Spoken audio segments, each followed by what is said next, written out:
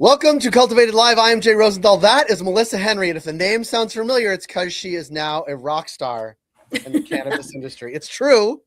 It really is true, Melissa. Do you know that? No. Yes, it's true. Let me paint the picture and then you can fill in the blanks. Okay.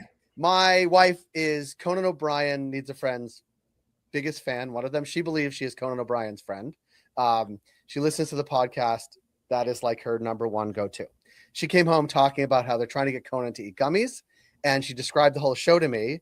And she said, "You must know this woman, Melissa, who they referenced on the show." I was like, "I don't necessarily, but I'm sure I could connect with her on LinkedIn." And then it didn't blow up. Hundreds of thousands of people heard it. It became a thing. We talked about it on one of our shows last week. Mm-hmm.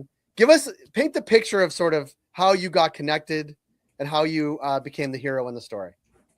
Sure. So, as you know, several months ago, they recorded a podcast where Sona came to Conan and said, "Okay, you're back for a little bit." And I thought, now's the time. It's time for you to try an edible. Poured out a bunch of edibles on the table. And then through that conversation, held up a Camino 10 and said, "This is my favorite. And I would just love to, like, by the way, hint, hint, wink, wink." And then they proceeded to talk about our edibles. And I actually had, when I found out about it first, and then right after, like, through our channels, our Slack channels was blowing, like, "Oh my gosh, did you hear about this?" And I actually had tickets to see No Doubt at the Sphere, and went and did that. And then on the way back, finally was like, "Oh, we're, a long road trip." We drove from LA to Vegas. I was like, "Oh, let's listen to it." And I remember, like, listening it to with my husband, and we were like, "Oh my gosh, like, this is insane. This isn't just let's just talk about this for a minute." They, like, talked about Camino for a long period of time. And even my husband was like, "Holy cow." And I think there's interesting, and it was also interesting the way they were talking about it, too. Because they would say, "Oh, it's the chill, it's the social, it's the energy." And they were talking about, "Oh, what is it that you want to feel?" And for us at Camino, that's always what we've talked about, is Super validating. Yeah. super people like Conan who don't know what sativa hybrid indica is and don't have that language, don't really know where to start. And so we intentionally put effect forward and had effect forward flavors to give you that context. And we know it's not an exact science, and sativa hybrid indica also isn't an exact scientist, but at least gives you directional context. And we get pushback, even internally. We have debates on, is this still holding up? But then you hear that podcast, and they've talked about it in that manner the whole time. Yeah. And so even that was, like, super validating. And I was like, I couldn't have, like, written a better script for them on how to talk about our products. This is crazy. And so, we regroup, we're all talking about it. And our social media person, Emily, who's amazing, immediately, like, "I'm on it." And she's like, "I'm trying through LinkedIn. I'm going through social, like, Instagram, and sliding in all the DMs, like, trying everything." And then a couple of weeks go by and we haven't heard anything. And we're like, "What's going on?" She's like, "I'm trying, let me try again." And then the second podcast drops. And the first thing they say when it starts is, "We never heard back from Camino." Oh. And we're like, "No, we've been trying." Right? I know. And then, like, insert stoner jokes. Maybe they're all just like, "Oh yeah, that's cool, whatever." And so then they made some jokes, but then they continued to talk about Camino. And he talked about how great he tried it. He nibbled on the corner a little bit. Yeah, he said, "I nibbled it and it was good." And we were all like, "No, we tried." And so at that point, we're like, "Okay, where else can we?" And, I have a friend who wrote for a comedy show on HBO, and she started as a PA. And I was like, I don't know, maybe I could reach out to her because they all tend to know each other. Right. So I'm like, we're starting to, like, who can we know that's in the realms that can connect us? And right when that started happening, we heard back from Sona, and she said, "Oh my gosh, you are in here. I'm so, right. Let me connect you."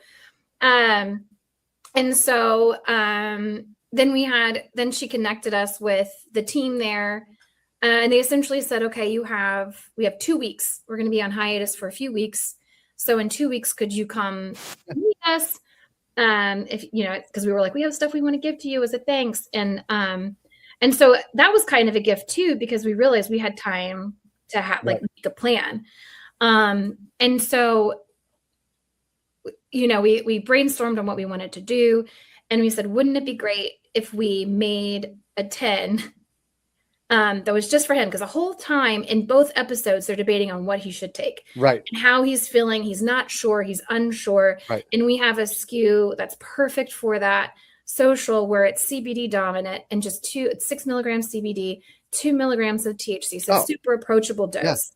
And we're like, this is where he should start. Yeah, like start here, low dose, not heavy lift, and the CBD helps mellow everything out. And that's why we call it social. It's like thinking about like what would be a replacement for a drink at happy hour would be one dose of our one gummy for social.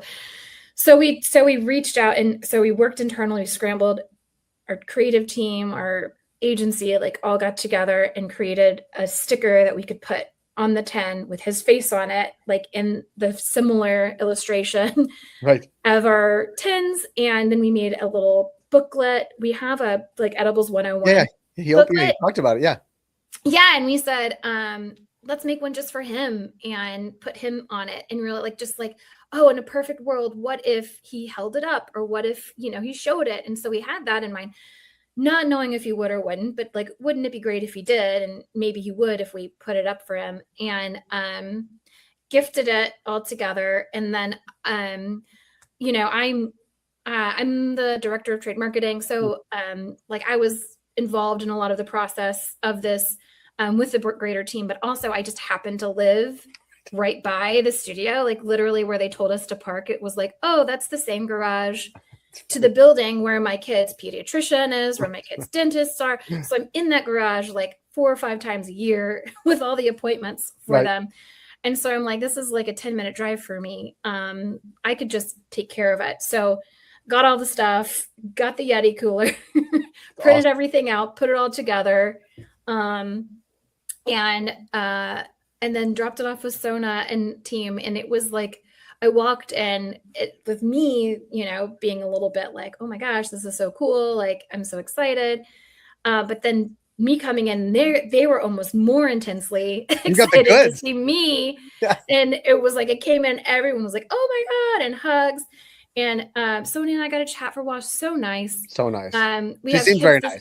Yeah. So nice. And we have kids the same age. She's got twin boys that are 4. I have a daughter that's 4. We talked about that, and, you know, and just about, you know, being moms and how like hard and weird that can be. And then, oh, and then I have a gummy and it mellows me out. And then I'm like, haha. And we talked about that a little bit. I got to meet some of the writers, and she said, oh, sorry, Conan can't come down, which I was like, because they were preparing for Eric Andre, because he was coming for his interview. And I realized they were expecting him also at any minute. They're like, so I they weren't trying to shush me out, but I like was like, I need to like make my exit. So I stayed for maybe 10 minutes, had a great little conversation. Awesome. Got to quickly tell her that we had, like, I had wrapped that in a little thing with a bow, that's special 10 for him, and said, we have one special that's like our recommendation for him, and here's why. And as I left, she went up, and I could hear Conan and a bunch of people go, oh my gosh. Because I think she showed them the big cooler, and I was like, this is great. And then I didn't know what would happen from there. And then episode 3 dropped, and I was at home with my family in Texas, and I got a ping. I was working because I work remotely. And every summer we go to our family in Texas, and I got a ping at like 11:30 p.m. Like, Melissa, he just dropped the episode and he talks about you in it. Yeah, it's awesome. I was like, amazing. What?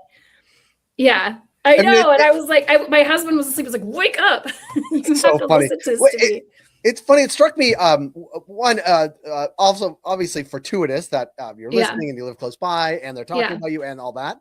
And, you know, kudos to you and the team, because you're responsive and you got it and you saw the opportunity, not knowing what would happen from it, obviously. We were like, fingers crossed. Right. And it also strikes me, and actually in the episode, he also says this is not an ad. This is like Melissa came by, dropped the stuff. This is not an ad. And it struck me very organic. It struck me as like it's an amazing opportunity, kudos and all that. But it also strikes me like you could never do that even if you wanted to. Like if you had tried to plan it, like you never would have been able to plan it. Like it only happens because it was fortuitous and you were there and actioned it in real time. But I also wonder, like, I mean, when I reached out, because I heard it, I reached out, I found you after Conan mentioned your name.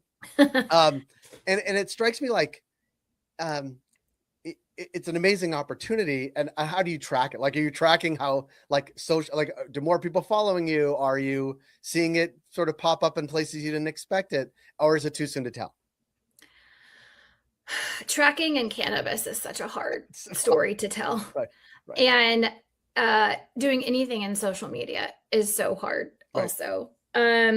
We are still working through how to track it and what to do with this gift we've been given.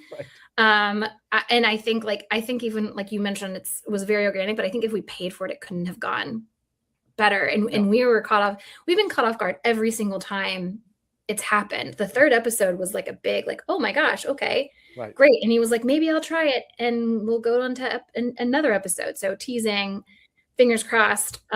Maybe we'll try that gummy finally. He's so hesitant. We'll get you there. I know.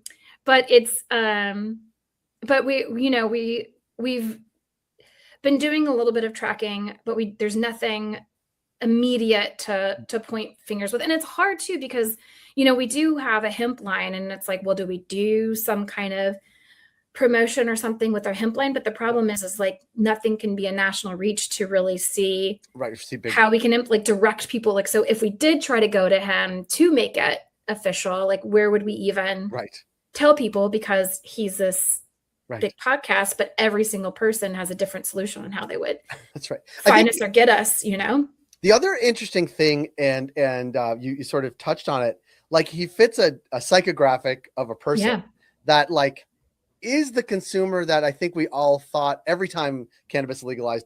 I'm in Canada, where it was legalized here, when it was California's time, like New York, that this is the type of person we want to bring into the fold, right? Absolutely. New to the product, hesitant, but are there products that can get them in the door and then get excited about? And it's like hearing him talk about it, it was almost like, I'm sure that conversation happened in boardrooms all the time, not about Conan O'Brien, but about that psychographic of a person. Absolutely. Like, how do we bring that person in?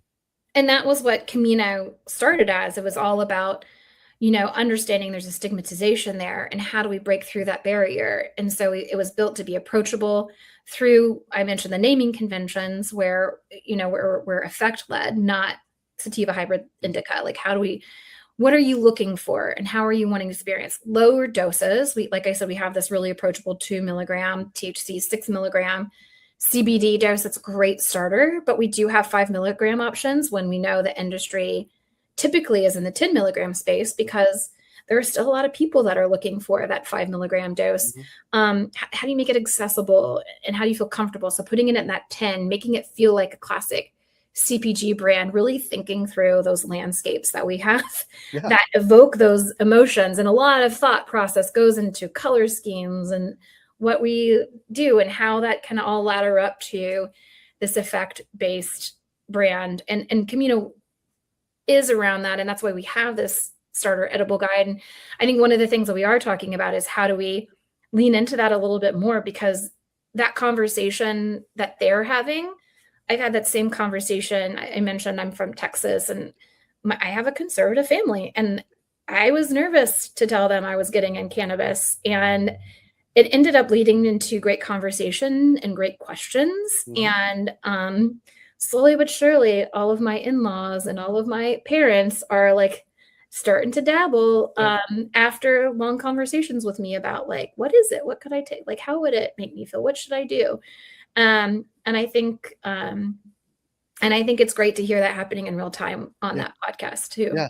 And it is a very, I mean, if people haven't listened to it, it's a very open and honest conversation between all of them about lots and lots of different things. I mean, they were at our house in Altadena, like there's been it's very close familial relationship among the cast or the people on the podcast, but I do think people like the podcast because of those authentic conversations. And the authentic conversation that happened around this product was, of course, interesting to me from an industry perspective, you from a product, brand, and industry perspective.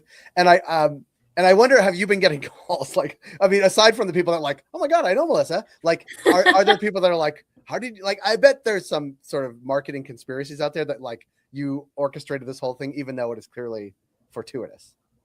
I did not orchestrate anything. I haven't really. Take credit. No, I'm just kidding. I know. I haven't really, and I was curious if I would. I will say, I mentioned I was in Texas, and all my family, because I was with them, and my in-laws and my family, were like, "Oh my gosh!" and we're very excited, and so got to like experience that in real time and with them, which was kind of cool and special. And then obviously I shared it on my personal socials, private channel. Sorry, guys. And had some fun conversations with people, because I've been in marketing and advertising forever. So a lot of my friends are in that space, and we're just like, holy cow, can you like tell me how did you get this and how did this happen? Yeah. So planning.